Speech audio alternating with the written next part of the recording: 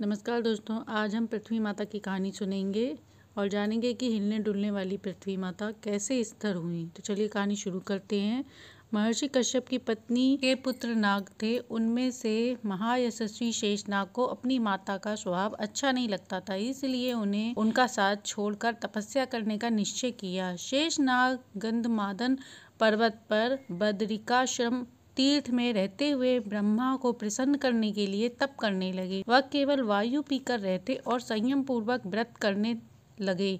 शेषनाग ने अपनी इंद्रियों को वश में कर लिया था। बाद में उन्होंने गोकर्ण, पुष्कर, हिमालय के तटवर्ती प्रदेशों तथा भिन्न भिन्न पुण्य तीर्थों पर देवालयों में भी रहकर संयम नियम के साथ एकांतवास का पालन किया। ब्रह्मा ने देखा कि शेषनाग के घोर तप के चलते उनके शरीर का मांस, त्वचा और नाड़ियां सूखने लगी हैं। वह सिर पर जटा और शरीर पर धारण करके मनोवृत्ति से रहते हैं। उनमें सच्चा धैर्य था।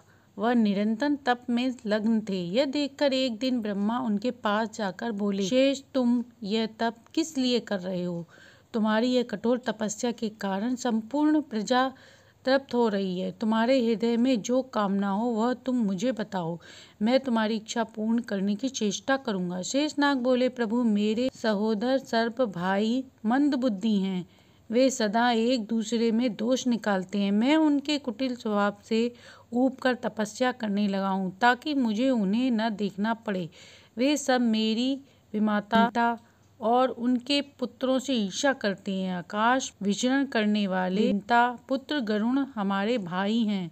मेरे पिता महर्षि कश्यप के वरदान से गरुण अत्यंत बलवान हैं, किंतु वे सर्प मुझसे भी द्वेष रखते हैं। इसलिए मैंने निश्चय किया है कि घोर तपस्या कर शरीर को ही त्याग दूं। आप मेरी यह कामना पूर्ण कीजिए। ब्रह्मा जी ने कहा, हे शेष, मैं तुम्हारे सब भाइयों की कुटिल मंशा को जानता हूँ। उनकी माता भी उन्हीं की भांति कुटिल हैं। उनके किए अपराधों के कारण ही तुम्हारे सर्प भाइयों के मन में भय उत्पन्न हो गया है, परंतु इस विषय में जो कुछ उपेक्षित है की व्यवस्था मैंने पहले से ही कर दिया था। तुम्हें अपने भाइयों के लिए शोक करना नहीं चाहिए।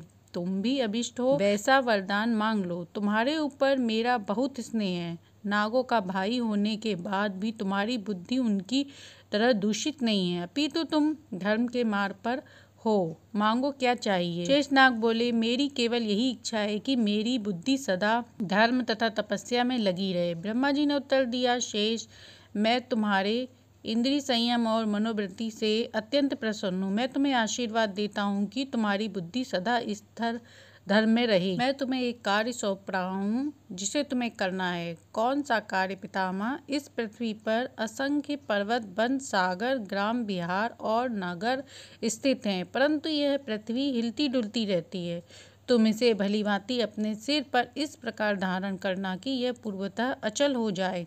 शेषनाग बोले, मैं आपकी आज्ञा का पालन करूंगा। मैं इस पृथ्वी को इस तरह धारण करूंगा जिससे यह हिले डुले नहीं। इसे मेरे सिर पर रख दीजिए। ब्रह्मा जी ने कहा, शेष, तुम पृथ्वी के नीचे चले जाओ, यह स्वयं तुम्हें जाने के लिए मार्ग देगी। तब नागराज वासुकी के बड़े भाई भगवान शेष ने आपकी जैसी आज्ञा कहकर ब्रह्मा जी को प्रणाम किया और पृथ्वी के विवरण में प्रवेश कर नीचे गए। नीचे समुद्र से घिरी पृथ्वी को सब ओर से पकड़कर अपने सिर पर धारण कर लिया। इस प्रकार यह पृथ्वी पूर्णतः स्थिर हो गई। ब्रह्मा ने शेषनाग से कहा, मेरी आज्ञा है, इस पृथ्वी पर असंख्य पर्वत, वन, सागर, ग्राम, विहार, नगर स्थिर हैं, परंतु पृथ्वी हिलती डुलती है। तुम इसे अपने सिर पर धारण करो जिससे यह अचल हो जाए।